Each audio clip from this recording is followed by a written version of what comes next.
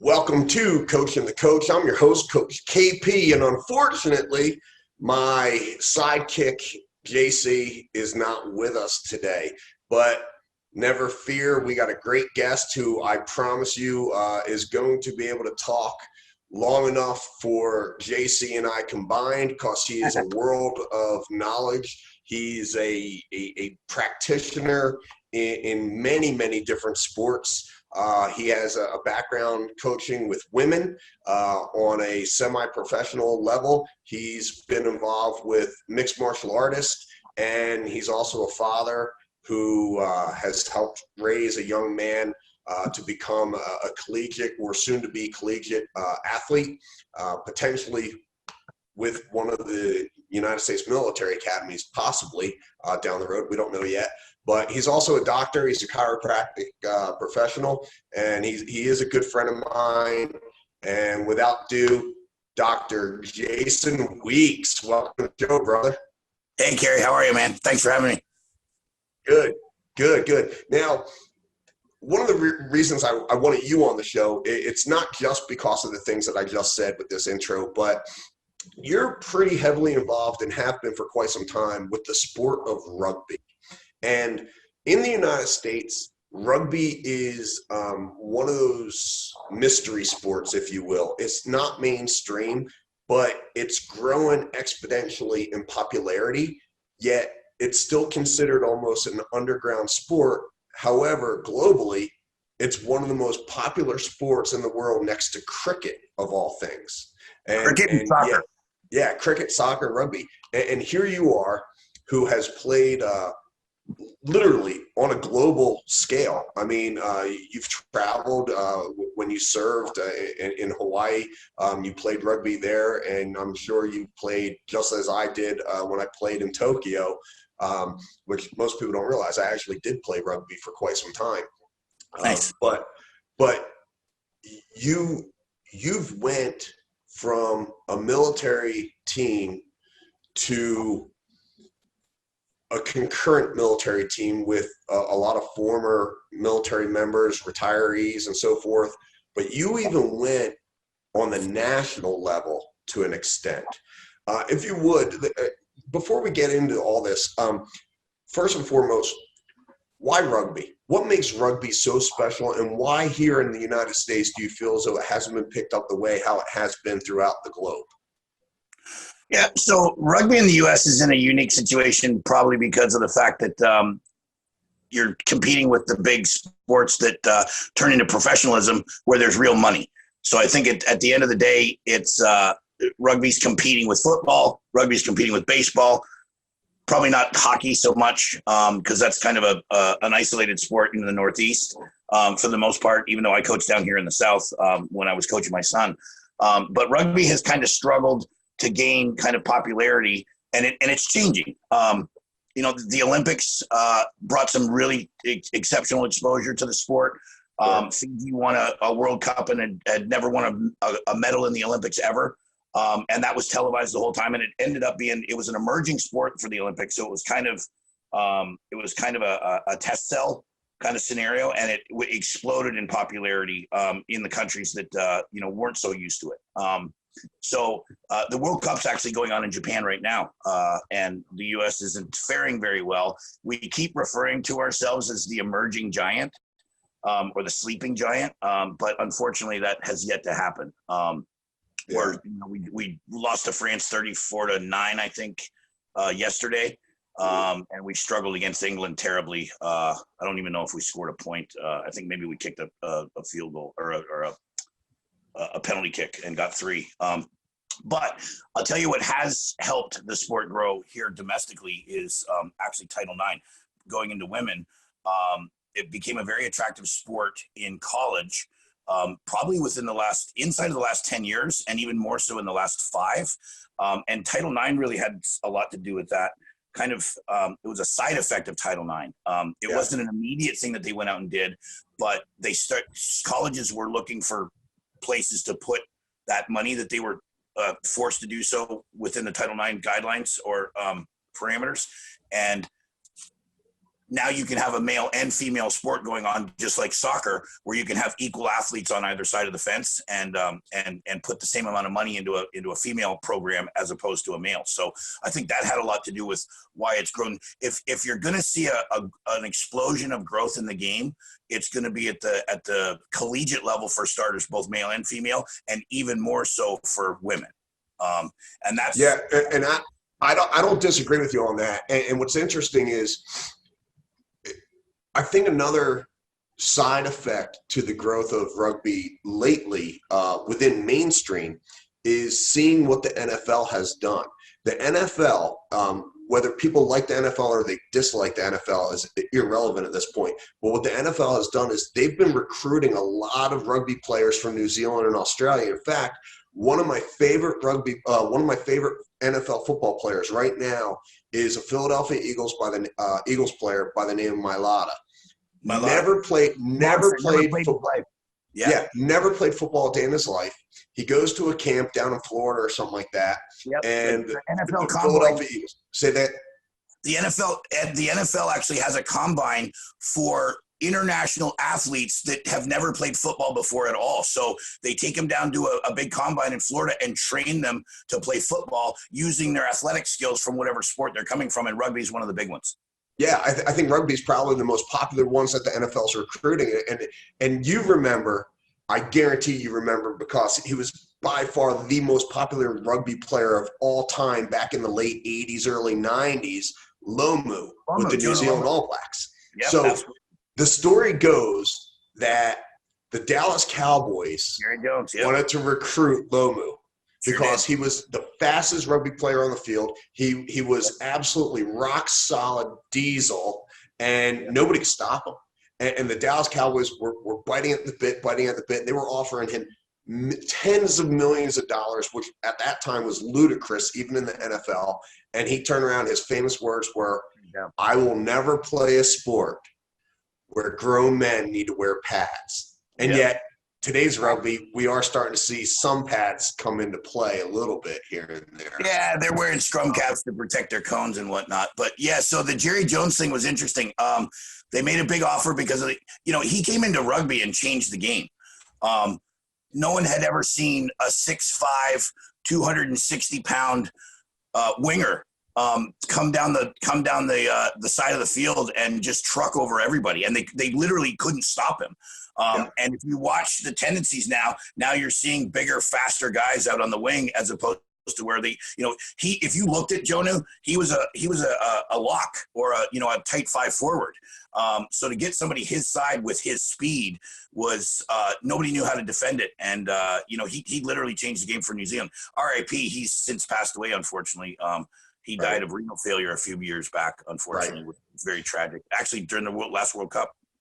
Now, but what's cool about rugby is, and I try to tell people all the time, rugby is actually two different sports, because you have sevens, which is more your speed. If we were to compare rugby to football, we would say the game of sevens is your specialty players on the NFL field. It will be your wide receivers, defensive backs, running backs, linebackers, kind of, and your quarterback, kind of. And yet, then we got 15s, right? Is the next one, and that's where it's the entire team is coming in, and that's where your linemen come in and so forth, if you were to do a compare and contrast. And yet with rugby, it's seasonal. I remember when I was living in Tokyo, we had friends of ours. In fact, our coach used to play on the New Zealand All Blacks B team, and he was one of the guys for Toshiba, for the Japanese Toshiba team, and they went to the Hong Kong Sevens, and it was a sevens tournament. And it was seasonal, though. Sevens went for a certain amount of months, and then you transition back into 15s, and then vice versa. But it never ends. It's a constant sport throughout the year, depending if you're going to play sevens or not, which really, to me, is that uniqueness, part one of the uniqueness behind rugby. And then part two of the uniqueness is rugby, to a degree, is kind of like golf. It's one of the few sports, no matter how young or old you get, you can still play it. I mean, there are guys that actually play rugby that are 60 plus years of age, and they're playing in their own little program that is considered, what do they call it? The old school or something like that, guys, or the old boys. I forget Old what they boys. call it. Yeah. Yep, old boys. And yet you actually still play, excluding a little injury that you had not long ago. Yeah, well, as of right now, I'm retired as I'm recovering from a patella tendon rupture, actually up in Lake Saranac about 2 months ago now, actually. And who were you playing for, by the way? I was up with my Old Breed teammates, which is the Marine Corps. So Old Breed Rugby Club is a foundation and a group of players that many of us played together in the Marine Corps while we were in service almost 30 years ago for my crew. So it's a bunch of guys that got together that started playing together again after most of us hadn't seen each other. I hadn't seen a lot of my buddies in almost 20 years after I got out. And then we kind of came together. There were two main factions, a group of guys from Hawaii and then a group of guys from Camp Pendleton that had played together and competed together and kind of merged those two groups of guys and then grew it from there. So right now we've got about 100 active players that travel with us. So when we enter a tournament, we're typically entering 2 or 3 teams, and we're going through that age bracket. So we do, I think Saranac, we did an over 45, an over 50, and an over 55 this year. So when we're traveling with 30 guys or 100 guys, that's, we're trying to get game time for everybody. And we typically kind of, pick a team that's going to be the most competitive and try to focus on, winning the tournament bracket that we're in, with our best guys, age appropriate, of course. And then, a lot of it's social when we're putting the other teams on the field. Sure. And Saranac, if I'm not mistaken, Saranac actually is one of the largest rugby tournaments in the entire United States, correct? Yeah, they call it the Can-Am tournament because they get a lot of Canadian teams that come down, and you get a lot of teams travel in from all over the country and internationally as well. So it's a great tournament. Lake Placid's the setting; it's beautiful. You got the backdrop of the mountains. The ski towers are right behind you. Took me a couple of years to figure out what those ski towers were. Actually, I thought they were rappelling towers behind us or something, but turns out it's the actually went up to the top and looked down, and those guys are crazy. Yeah. Now, just out of curiosity, because I've never been to the tournament, I've been invited to the tournament through a mutual friend of ours, and I haven't made it yet. And one of the things he kept stressing was, "Hey, Kerry, I know you got your son, you got your little girls too, but you really need to bring your son, who he's only 7. You need to bring him up to this tournament. He needs to see this tournament." It's almost as if he's trying to recruit my boy to play rugby, right. Which I guarantee you my son would love it. Right. But we don't have it up here. And my question is, when you go to these tournaments and so forth, I know there's a very large, 90% of it is the sport, but there's a huge portion of it that there is a social aspect to the sport as well. Yet when you go to this tournament, are you seeing families and children and so forth where they're seeing or getting the opportunity to see what guys like yourself and your teammates are still doing today on the field, where they could get that passive mentorship about just because you grow old doesn't mean that you have to stop living? Absolutely. So especially old boys rugby in general is like that. A lot of the guys, if they're still playing rugby, if their wives aren't on board and it isn't a family thing, it gets more and more difficult to get that hall pass to be able to go. So now you're actually seeing, because the women's sport has evolved so much, now you're seeing husbands and wives playing together or playing on their own teams and part of the tournament as well. So there's absolutely a massive family environment, especially at tournaments like Saranac, where it's kind of old boy centric. You've got the younger kids playing, in the more competitive brackets. But as you get into the old boys, you're seeing more and more family oriented. I mean, the trips are family oriented. A lot of our buddies are bringing their wives and kids religiously at all the events that we travel to. And again, a lot of that has to do with if the wife isn't on board with rugby by now, that hall pass is getting harder and harder to get to take off a couple weekends a year, And I think that's why I like rugby so much, because it's more than just the sport. You are including family. Like most sports today, it's the individual. is the individual athlete. Rugby's really not that way. I mean, yes, the individual athlete has to perform with the team. However, it's almost tribal, if you will, the sport, where you have these multiple clans and factions come together, you know, and maybe that's what America needs more than ever right now to rebuild us, is a giant rugby boom, not necessarily because of the sport, but because of the culture that rugby brings in unity, bringing people together. Well, that's what rugby has always done. It's the sport where you shake hands after a game and go have a beer afterwards, no matter how ugly it got on the field, and it gets ugly. You don't see that in football. You see, fist fights in the parking lot between the school buses sometimes with the culture of football. And I'm not saying football is a bad sport. I'm just saying that rugby has always been different because it's brought that, you're in a tie and blazer in some cases with the right program, where you have a very formal social afterwards. Here in the US, it's not as much like that. You're huddled around a keg and having some beers together after a thing. But it's considered disrespectful if the other team doesn't show up at your social that you're hosting. So it's a very, very big part of the culture and of the game. And that's kind of what attracts a lot of people, especially in college. The kids, a lot of US players aren't introduced to the game until they get to college. And a big part of the attraction is the crazy rugby parties and whatnot. And that's kind of a double-edged sword.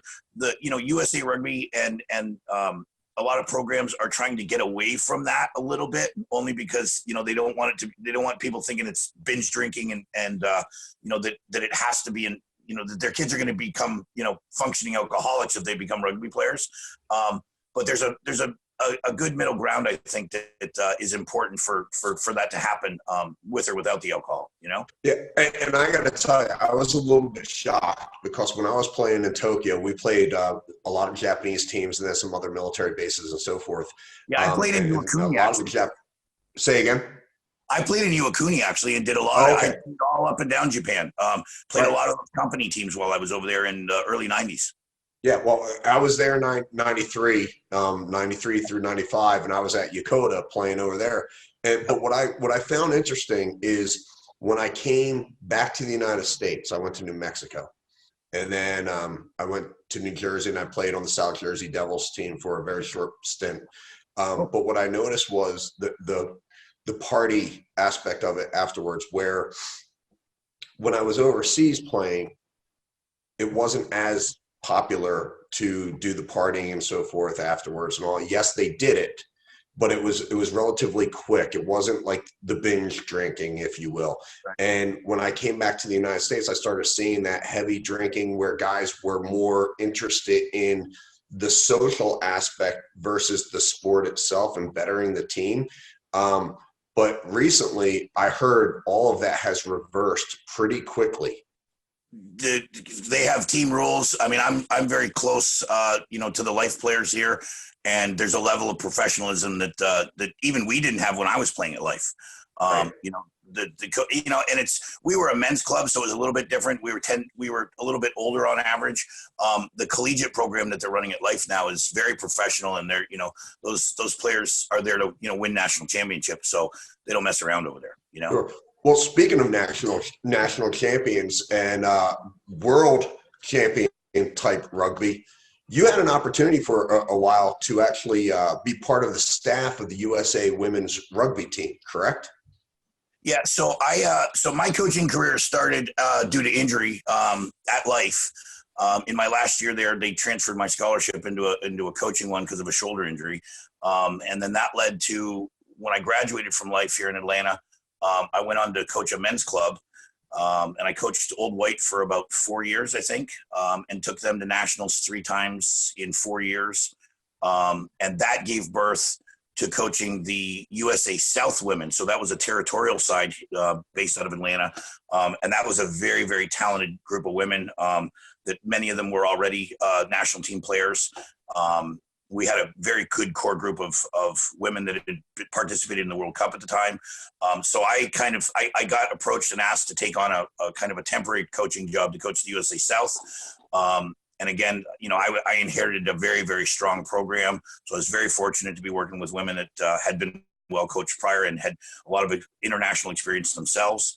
And then that led to being hired on as a staff coach for the women's national team through the World Cup in Barcelona in 2002. So they brought a staff coach in from England who had worked for the RFU, Martin Gallagher, and he came in and hired the territorial coaches on as his staff because we were familiar with the players. So he had a pretty good vision as to what was important to have a pulse on the U.S. players across the country and whatnot. So back then there used to be a platform for ITTs, which was the interterritorial. So we would migrate down to Florida every year to compete in a national tournament, which is what the selection pool for the national team ended up being. So that was a way to identify players into the national team program. So, and I got to ask, because obviously today's society is rapidly evolving, and we know about the Me Too movement. We know about the feminist movement that's taking place, and right, wrong, or indifferent. We know it's there, and right. I admit that as a man, I have serious hesitation in being on the field or in the workplace where it's predominantly women and I'm the minority as the man, merely because I'm scared to death to be falsely accused, whatever you want to call it, of some, heinous act that exists. And yet you did coach women. And I have to ask, do you feel as though, and that was what you said, the 90s, early 90s or what have you? Yeah, well, 2000s. That was the okay. late. For me, that was late 90s into early 2000s for me. Okay, so with what you see between, let's say, now versus the early 2000s, would you be comfortable and doing the same thing all over again? And if so, what makes you comfortable, and what is your approach? What is your guidance for men who are going to take that route to help bolster and build female athletes? So I'll take it back a step and just kind of give you some insight as to how it was for me coaching women. Number one, I took on a very talented group of women that were very well coached, that had played at a very high level. A couple of them had World Cup experience in prior World Cups. So I inherited a very cohesive group of ladies. So some of those challenges may not have been there. If I had been starting a team or had them at a grassroots level, it probably would have been a little more challenging. And that's probably why I took the job. I wasn't really interested in another coaching position at the time, but it was a very kind of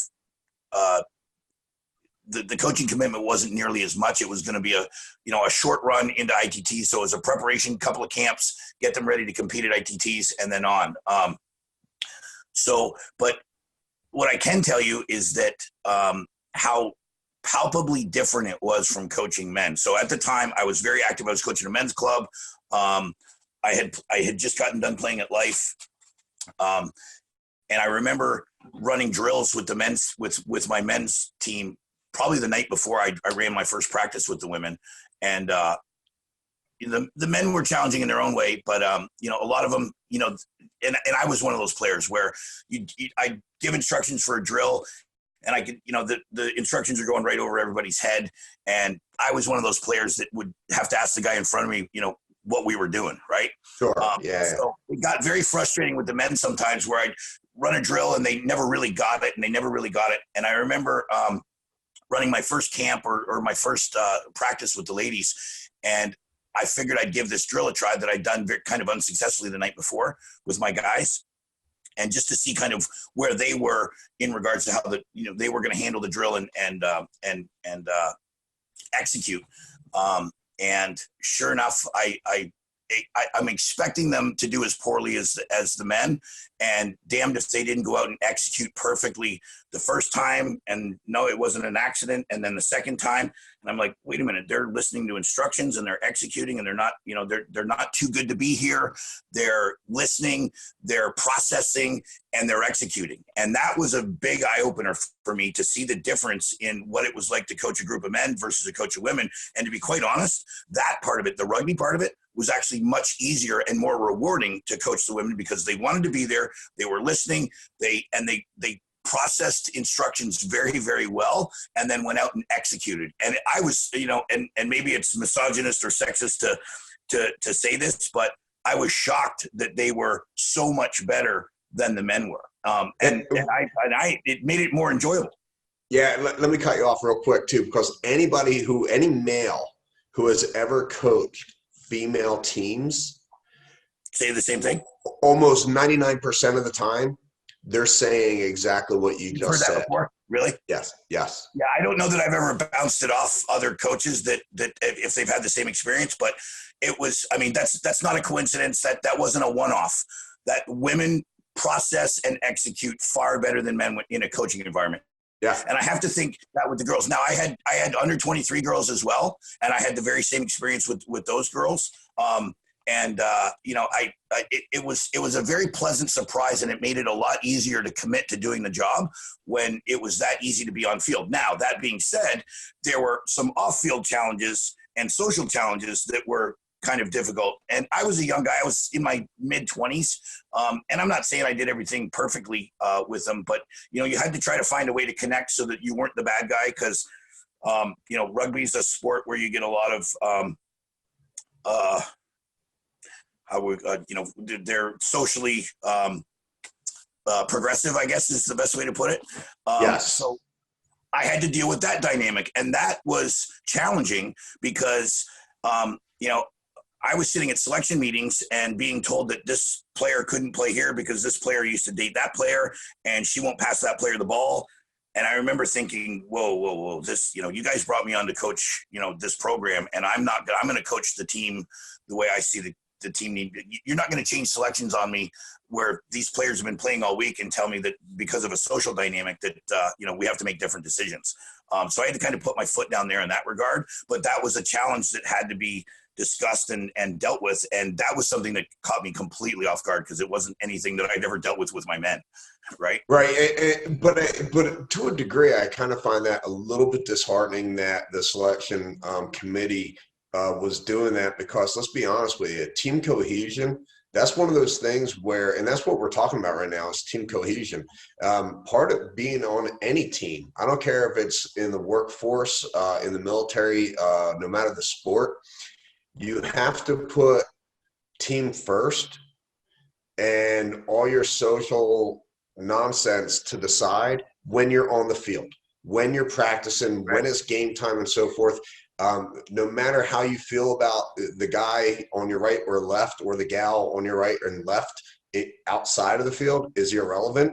Once we put on that uniform and we're about to become a team, it's team first, always and foremost. And that also gives a good coach that teaching moment of life. Look, you had this issue, and guess what? You still maintain that grudge. You still have heartache with one another off the field. But on the field, this is who we are. If you don't like it, then by all means, you don't have to be here. But you chose to be here, and we want you here. Now the question is, how bad do you want it? Are you guys willing to understand the concept of team? And being put in that situation was nothing more than another challenge for me as a coach as I was growing and learning. And it's definitely one that I wasn't expecting, but I probably handled it just about the way you described. That's I made it clear that we were here to play rugby, and that the social things weren't, could be an issue off the field, but certainly not on. And I think we all kind of had to come together and compromise a little bit in order to get what we needed done. But we did. We were a very successful program. And it was a learning experience, and it was an eye opener, because there were a lot of things socially that I wasn't prepared for, didn't realize that I was getting myself into when I took the job on.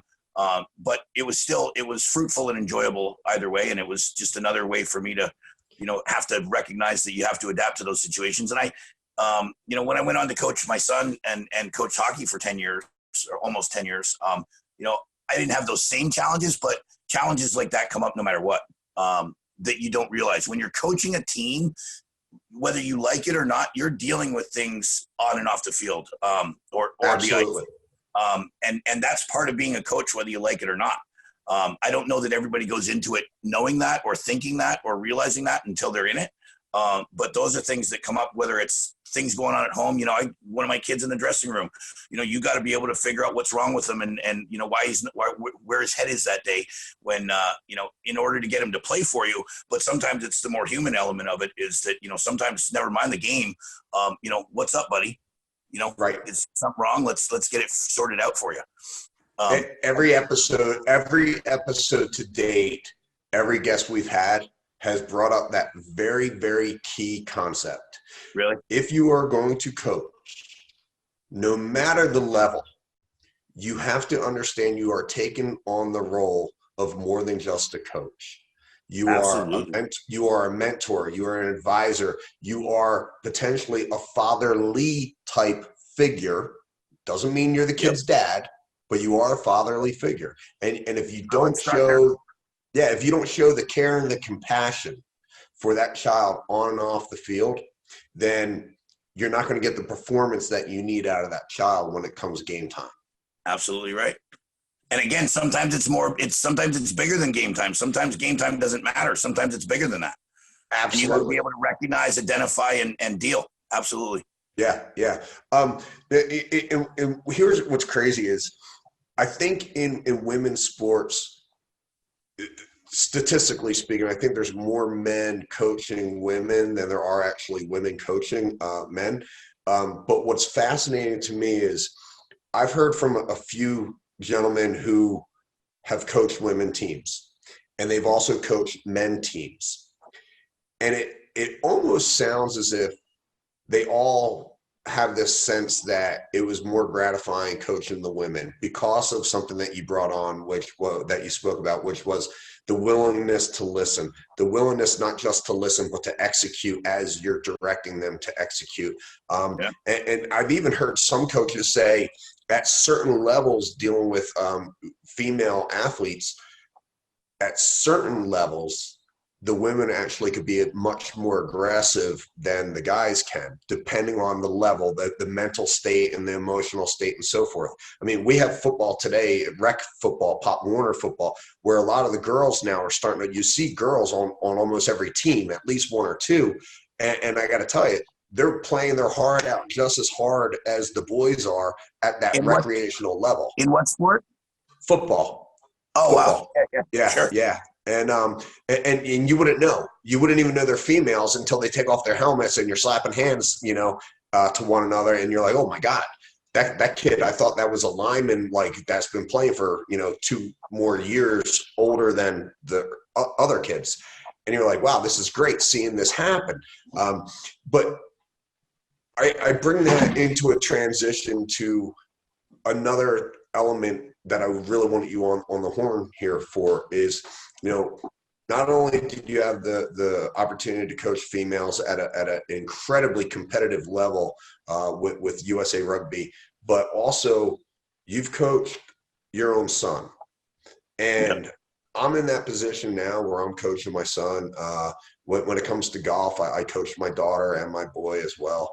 And I got to tell you, the theme of Coaching the Coach, this show is I'm the coach, but I need somebody who has already done it, who is a coach, to coach me.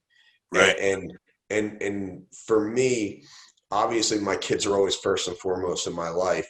And yet I realize there are times, without any doubt, I am way harder on my own son on that field than any other kid out there. And that doesn't mean it's wrong. It doesn't mean it's right. But I do notice there is not a balance between me coaching my son and the rest of the kids. And I admit this. So what I would like for you, first and foremost, is to talk about some of the shortfalls, some of the lessons learned that you had, because your son is older now, and he's done great. But I mean, as you've told me in the past, you had your boy on skates when he was like 4 years old, you know, Yeah. you were coaching him at an early age, and you stayed a part of his life throughout his entire journey from, you know, being a young child to a teen to now, you know, a young man. Yep. But what is some of the advice that you have for guys like myself who has really young kids, who is trying to do the best they can for their own child, but you're on the playing field and you're wearing that coach hat too? So I don't know if you'll like my answer here, because I'm not going to tell you that I did things any much differently, right?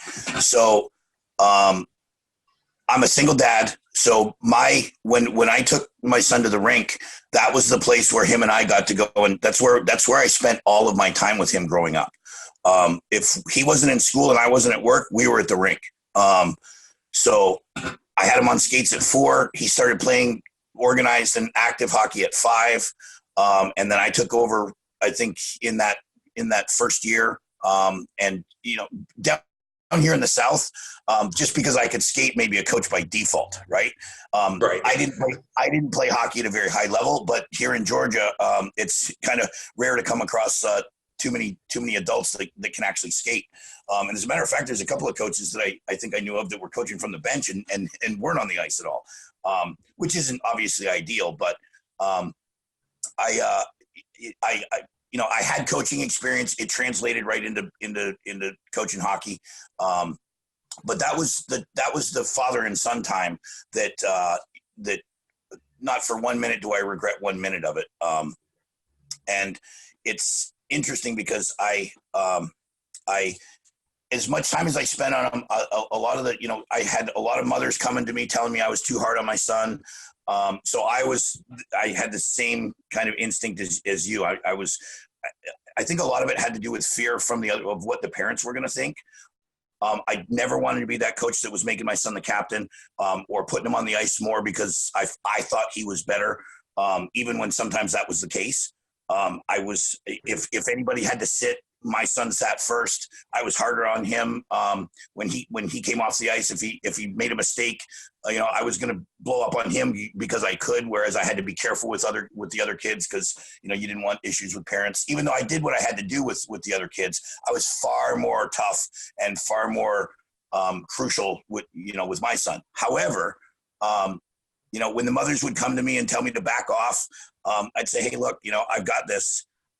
And, you know, Connor was a different kid because of that. And I'm not saying I did everything right, but I think there's a very good reason that he's, you know, got a letter from the Naval Academy to become a wrestler there. If in looking back, would I change anything? Probably not. I was hard on him for a reason. I thought I knew what I was doing at the time, or at least I thought I did.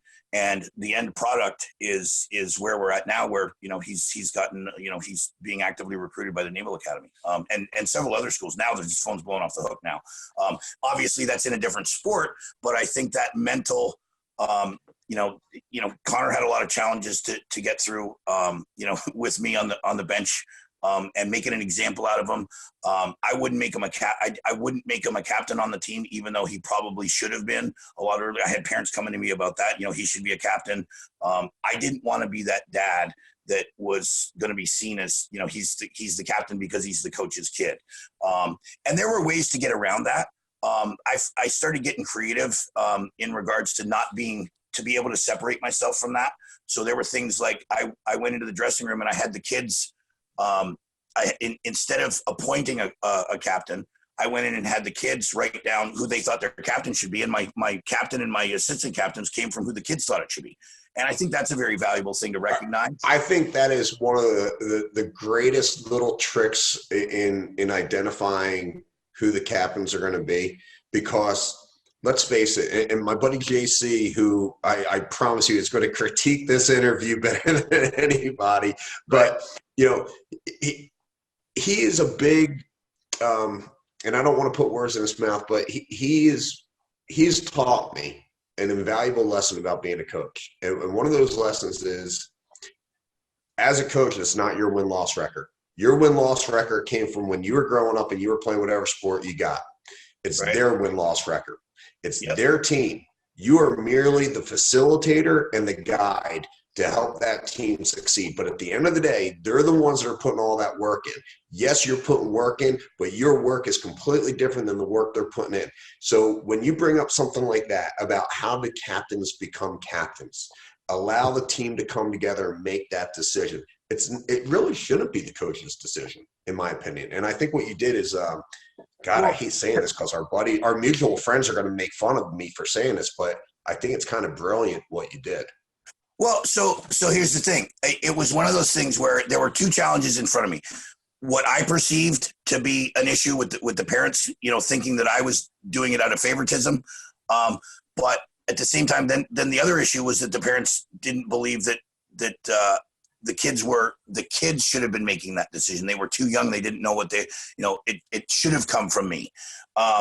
And listen, those kids are going to respond and react to the kids that it's perception, right? So yes. If a kid thinks that kid should be his captain, there's a reason for that.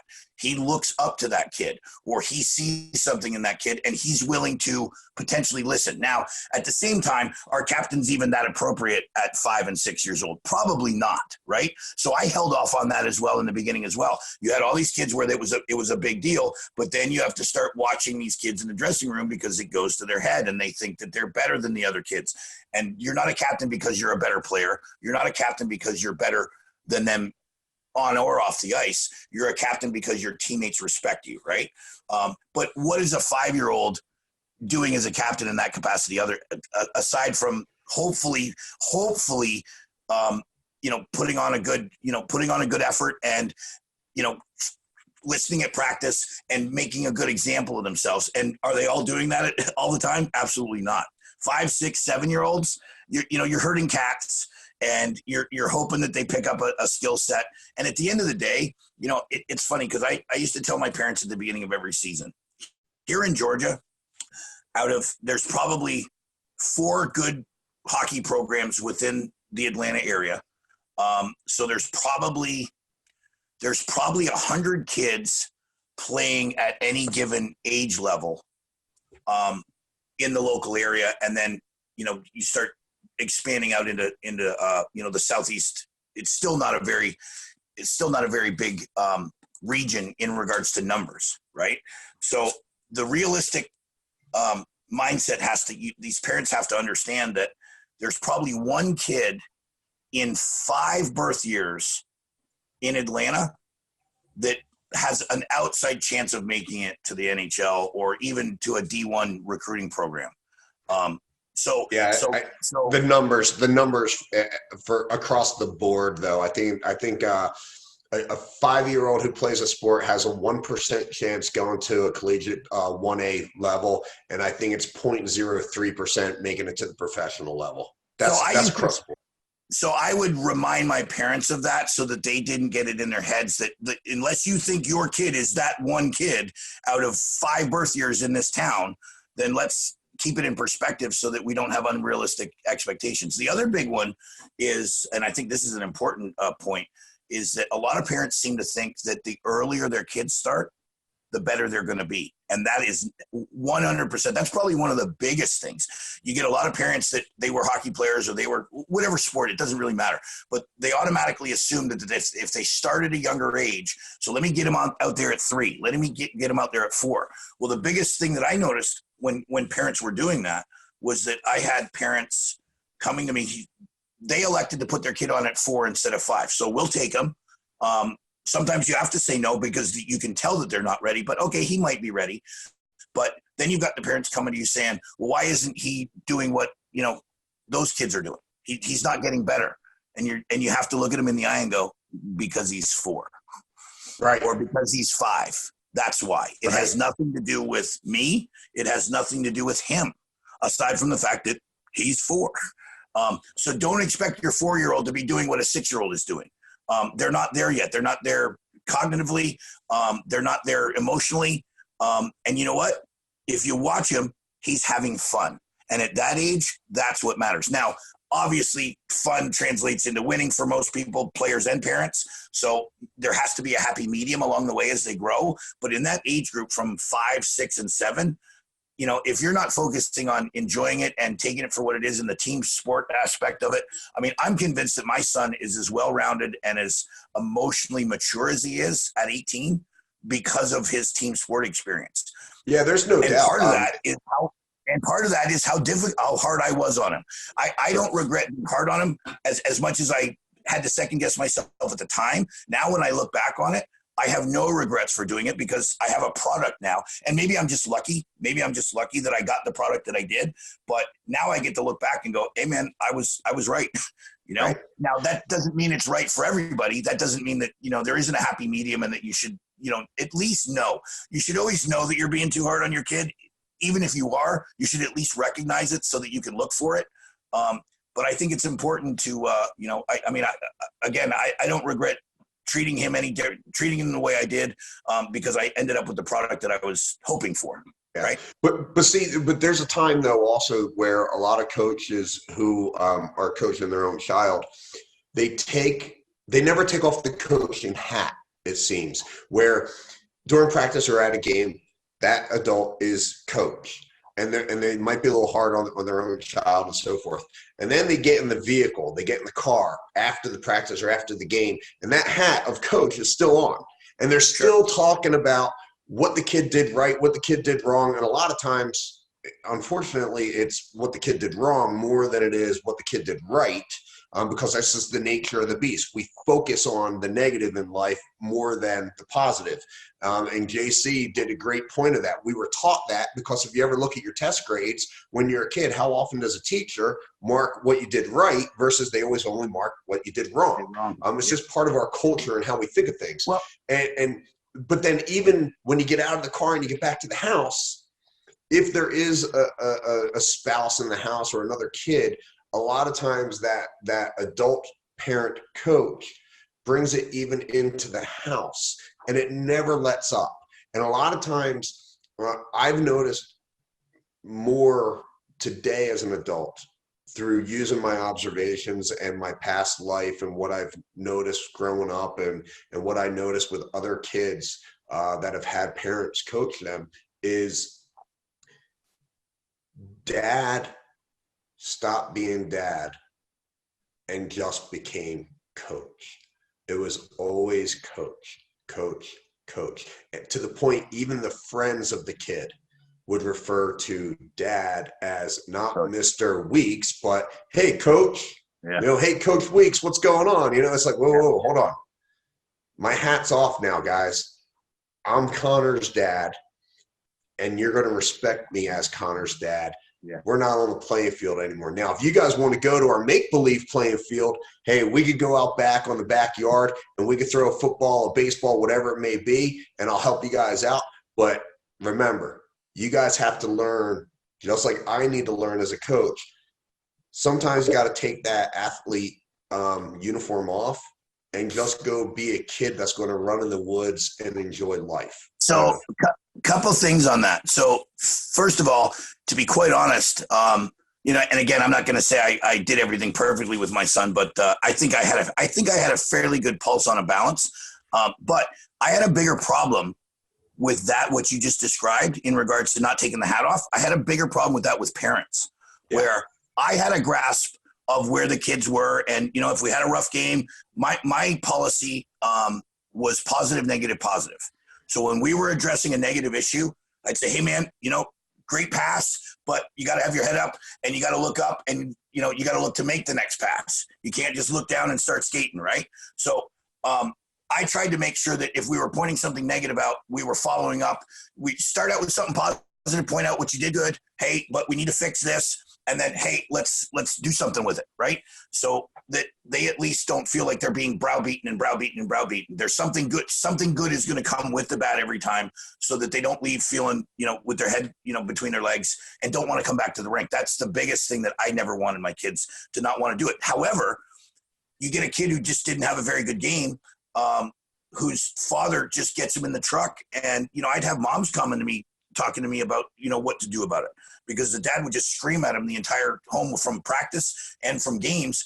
And that's what got really hard to control, was that I had a grasp on it with the kids, and I didn't do that to them, or tried not to do that with them. But then I had to find out that I had dads who sometimes didn't even know the game, Right. were berating their kids all the way home, and their kids didn't want to come to practice, not because they didn't enjoy practice, but because they were afraid of the ride home with their dad. So Absolutely. that creates all kinds of challenges. And unfortunately, you see so much of that. Parents legitimately ruin the sport for most kids. And a lot of kids, when they burn out, I mean, listen, Kerry, you see it all the time. You see the videos of the parents coming on the field and punching each other out. You're seeing more and more of that. You're seeing kids being grabbed off the sidelines or off the bench by coaches and adults. I mean, and then to have the parents being the reason that they don't want to continue playing a sport when you have a great grasp on it and they're having a great time while they're there, but they just they're too terrified of the ride home or what dad's going to say or think of them. And their dad has no business talking to him about it anyway, because he never played. Right. So that's the unfortunate part about it. And it's unfortunate that parents, can't, and a lot of sports programs are finding ways to deal with it. I mean, there's jiu-jitsu academies that have built plastic. We've got a coach in Colombia that built his academy to keep parents off the mats or away from the mats and chatting at them and talking to them and trying to coach them by putting plexiglass up so they can't speak. And that was the nice thing. That was the nice thing about hockey, was that I got to coach in a fishbowl. So I knew the parents were talking. I knew they were talking about me. I knew they were talking about other kids on the ice, but I didn't have to hear it because I was inside a glass bowl. And a lot of times I would see two parents. I could tell that they were talking about me or about what was going on the ice and criticizing or whatever. And I just fire a puck at them at the glass and get their attention and break them up and they'd scatter off and whatever. So I had a grasp on it. I never let it really get to me. I mean, I ended up, with a big parent problem at the end. And that's kind of how I drifted away or, kind of retired from coaching because I just got sick of it. And that was unfortunate, but my son was also ready to move on and start wrestling. And that was kind of a big blessing anyway. So. Perfect. Hey, we're running out of time here, and we're going to wrap it up. And one of the things that I really wanted you to get on, and I told you we might not get to it, but another subject is preventive medicine, preventive health for sports and youth athletes. But you really are a fascinating guy. You're a wealth of knowledge, and you have a lot to offer because you've been from, again, the 4 and 5 year old coach and all the way up to an incredibly competitive level. And as a man coaching women, which it's amazing. And it's one of those things that a guy like me, who is very hesitant, very timid, being around a team of women as a coach, I don't know if I could do it. I just don't, not in today's day and age. But for those who can and those who have been successful, my hat's tipped, because I heard you're not the first one to say it without saying it, but it appears as though it's one of the most rewarding means of coaching as a man, to be around these women who are just really aggressive, they're intelligent, they're receptive, they're willing to do what you ask. And I'd love to have you back on, if for no other reason. We could cover that other subject about preventive health, alternative medicine for youth sports and athletics. Yep. But I do know you are, I like giving shout outs to organizations and businesses and so forth on this show. And I do know that you are very adamant about supporting a specific organization known as the Skip Wells Foundation. Can you tell us a little bit about the Skip Wells Foundation and how our audience members could potentially help donate and help wherever they could decide it? Yeah, I appreciate that. So in 2015, about an hour away from us here in Atlanta, there was a terrorist shooting tragedy at the Naval Reserve Center in Chattanooga. When that happened, I think I happened to be on the internet at the time and saw the real-time posting of a active shooter going on. And at the time, we didn't know any details. It was literally just, there was an active shooter in Chattanooga. He attacked the recruiting station in downtown Chattanooga, and I think one of the Marines shot back, so he bounced. And he went directly to the Naval Reserve Center and blew the gates with his vehicle, got out with an automatic AK-74 and started shooting at soft targets that were kind of scurrying around the Naval Reserve Center there. He ended up with 5 victims, and Lance Corporal Skip Wells was the youngest of those 5 victims. He was a reserve Marine that grew up here in my neighborhood, literally in my subdivision. So when I realized that he was a neighbor, I reached out to the Gold Star mother, Kathy Wells, and literally just offered my condolences. And, you know, as a Marine living in the neighborhood, just reached out and said, if there's anything I can do. You know, it's funny how you react at when things like this happen. Usually people want to throw money at things. Right. I just reached out and said, hey, I'm a neighbor. I'm a Marine. If there's anything I can do for you. That led to a dialogue that grew into a relationship, a personal relationship with Kathy.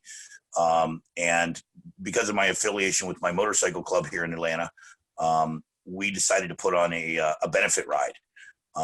And again, I think most people's initial reaction is to throw money at things when tragedies occur, which is kind of a strange thing, to be honest, when you look at it. Yeah, it is. However, that's kind of human behavior for what it is. We ended up raising $25,000 on our first ride 2 weeks after Skip's death. We had initially intended to turn that money over as bereavement money to Kathy, but she was unwilling to accept it on behalf of her son. She wasn't going to profit from her son's death. So we sat down together and we decided to open a foundation to provide scholarships for the ROTC cadets and the band members at the high school that Skip graduated from here in Marietta at Sprayberry High School. So we're 5 years in. We're a $250,000 foundation now. So we've hit that. And that was not something that we went into it thinking, you know, this was a small thing that we literally thought we were going to hand her a couple $1,000s to help her not have to go back to work right away. She drives a school bus. It turns out that the connection was strange. It turned out that Kathy had actually driven my son's school bus. So she was my son's bus driver. So it hit really, really close to home. And 5 years later, we do two events a year. We do the motorcycle memorial ride here in Marietta from the Sprayberry High School parking lot. And then we do an annual 5K every year to celebrate Skip's birthday. So you can find us on Facebook with the Lance Corporal Skip Wells Foundation or at LanceCorporalSkipWells.com. We've got and I'll put a link under the description of this as well. I appreciate that. I wasn't expecting to talk about that, but I thank you for that. Yeah, no, absolutely. As I said, I can't thank you enough for being part of the show today. I really wish I wish JC could have been here. But as I said, you know, he will be critiquing us. I guarantee it on another show. I look forward to coming back. Yeah, no, absolutely. We'd love to have you back. And also the Old Breed Rugby Club, that still has their own website and Facebook page as well. Yeah, oldbreedrugby.org for Old Breed. Yep. Okay. So and we're constantly taking on new members. If anyone out there played military rugby, we'll talk to you. You know, we grow every year. We've got a women's program as well, so we've got women involved and putting ladies on the field as well. So you know, anybody that played military rugby, we're interested in talking to. Awesome. Well, Jason Weeks, thanks so much, brother. And ladies and gentlemen, thanks for tuning in. This was your week's episode of Coaching the Coach. Stay tuned next week, and we'll have another great guest. Brought to you in part by the Second Mission Foundation.